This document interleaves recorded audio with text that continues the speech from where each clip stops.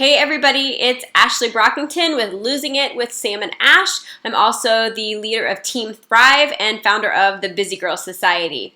So something I want to talk to you about today is how to combat that negative inner voice that you get. Now, I read this book, so it's called The Confidence Gap, and it's very psychology based. It's not a lot of rah-rah, what I mean by that, it's not just saying, when you feel bad about yourself or when you're dealing with something, just tell yourself, I'm awesome, I can do it. Yes, get those in, you're not trying to just push the negative thoughts out. Because if you have ever been depressed, which I'm sure you have, I would think so, it's like you can't push those thoughts away. It just keeps filling your head with negativity, and it could be like, I'm a loser, nobody likes me, everybody thinks I'm a mess. I'm a horrible mom. I'm a horrible wife. I can't get myself together. I am so awkward. I make everybody miserable. I always hurt people. I'm a bad friend. Whatever it is, we tell ourselves, and when we're so stuck in there, we just can't get out of it. It could be, everybody thinks I'm annoying. Nobody wants to hear from me. Everybody's judging me. Everybody's going to think this, if that. Whatever it is, we just keep telling ourselves that same thing over and over, and we can't break that cycle.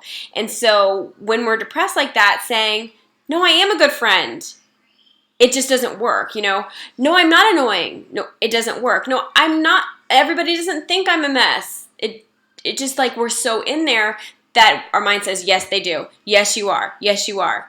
And so this is an idea or a tool that I learned from The Confidence Gap. I listened to it on audio tape. I actually wish I also had the hardbound book just to highlight, because there's so many things that have really helped me. And so I'm going to teach you a couple of the techniques and how to deal with this. Now, first of all, what it kind of says is that don't think like you're going to be a better person or more perfected by not having negative thoughts. Even the most Zen, yogi, peaceful people on earth still combat negative thoughts. It's human. It's just human. And so we're never going to get to that place where we don't deal with self-doubt and self-negativity and that kind of thing. So we've got to kind of learn to be okay with that, and then that's natural.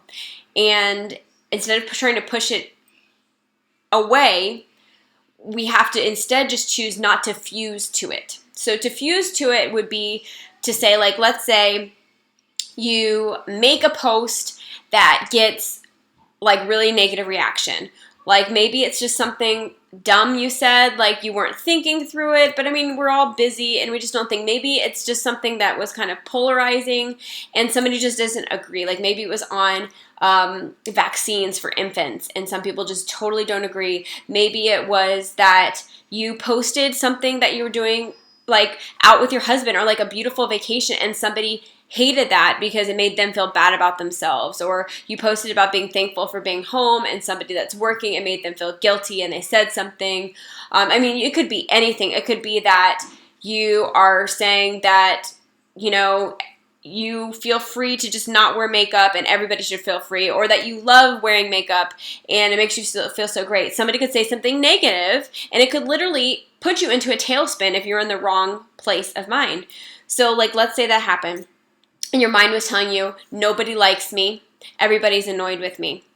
So then what you would do is, first of all, you want to look at those as just words. We don't want to fuse to that, because the more we try to say, no, that's not true, no, that's not true, it's that, yes, that is, yes, that is, yes, that is, it just fuses to us and it makes it become part of us. And then that is why we have some baggage as children, where we let ideas come in and fuse to who we are. And so now we have to figure out what to do with them. So first thing you have to do is just decide, is this, that it's just a thought. Basically tell your mind, hey mind, that's an interesting thought. Thanks for that thought, mind, that I'm annoying. Thanks for that thought. And just realize, first of all, that your mind, it's a thought. It's a story. Thanks for that story. Hey, mind, thanks for that story. It's just a story. It's just words. It is not fusing to you. You're diffusing it. So then the next thing is to think, is this story that my mind is telling me, is it helpful or not? Is it helpful enough to help me make helpful change, to have a step towards something better? So if it's like you did something that somebody didn't agree with and they reacted negatively, you would say, thanks, mind, for that story that I'm annoying to everybody and they can't stand me. And you would decide, is there something that I should do based on this story and this thought that would make me a better person? And sometimes it is like, I could, let's say it's that you were really late for something that was important. And sometimes it's that we were piddling around and taking too long and watching TV because we're addicted to, Pretty Little Liars or whatever it is. And that made us late. And we could say, okay, is there something I could do that would help me? And it could be, yeah, I'm watching TV a lot too much and I need to apologize for being late. I understand that this person is ticked off. I'm going to apologize. Then that story is going to be over. I did my best. I apologize. I recognize that I'm watching too much TV. Sometimes it's like looking at that story and recognizing that how somebody has chosen to interpret something or chosen to get hurt, that's their choice. Like really we had nothing, that we did nothing to them. And so in that case, when it's really like there's nothing that you can do anything about it, which sometimes there is, like sometimes it's an apology, sometimes it's just making a little tweak or doing something to be better, and other times it's really just that somebody else, where they are, they couldn't deal, and it's like that's fine. It's fine if one person can't handle something. So if that's the case, then you can take that thought and help diffuse it even more by recognizing it as just a story or words. And so, for instance, if like I'm saying to myself, nobody likes me, I would say, thanks, mind, for that story about nobody liking me. And then I would maybe sing it to like happy birthday. If you're alone, you can do it out loud. If you want to do it in your head, you can do it in your head. So like, nobody likes me at all. Nobody likes me at all. Nobody likes me at all. In fact, they all hate me. I mean, like, whatever. So then I sing it. I'm like, well, that's stupid. That's not true. Or you can imagine writing it on a wall. Something like, nobody likes me. Or like on a computer screen. And then change the font in your mind of that, what it says. So make it like red and then one word blue and then yellow, or like a karaoke. And so you're just singing these words. It's words. Nobody likes me. Nobody likes me. Squish them together in your mind. Tear them apart in your mind. Imagine somebody like a dictator up on a stage giving an announcement and saying, nobody likes Ashley. Nobody likes her. They all think she's annoying. Nobody likes Ashley. And just like listen to it. Like really listen to the story that your mind is telling you. And decide if that is true. Because it's not. It is a story that our mind is telling us. And as soon as we can recognize that it's a story that our mind is telling us and not the truth that we are willing to fuse to, the sooner we can get over it. Because our goal really needs to be to get better and better at getting over things faster and faster without becoming bitter, hard, or like whatever, whatever. So that's not the goal. The goal isn't to be like, whatever, your problem. The goal is not to waller so far into self-hate and self-pity and loathing that we create this hard shell around us that doesn't want to let anybody in. We want to stay pliable and fusible by just accepting that the world is full of a lot of stories and that people are thinking more about themselves than they are about you. And even when they say like, you did this to me or you hurt me in this way, it's still about them more than it is about you. And so I'm not saying we don't take take that responsibility and we don't apologize, but we realize that they are not attacking us. They are dealing with things within them that are hard, and that's what's motivating. They're not motivated by changing us. They're motivated by how they're feeling inside, and they recognize something about us that, was a catalyst for making them feel worse. Because honestly,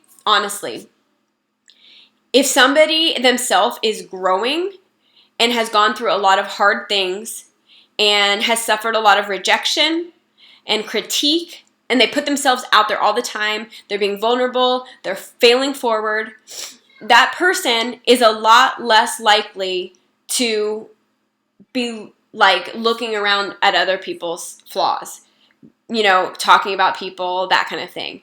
The people that are going to be pointing out everybody else's flaws and judging and gossiping, trying to police the world, those are people that themselves are not being vulnerable, are not choosing to grow. Like maybe they feel like the world's coming at them. So I really believe that we want to choose to fail forward every day, choose to take risks, choose to love with abandon, choose to share our life, even if it means we're going to mess up or get judged for it. Because I think when we feel like we're in control of like basically just putting it out there, and then we can separate our self-doubt and hate and just see it for like a story that our mind's telling us. I believe that is going to help us be more compassionate people, because the longer we're in our head thinking about how everybody else affects us and how those negative thoughts affects us and blaming everybody else for our stories our mind is telling us, then we are literally being just very self-centered and very selfish.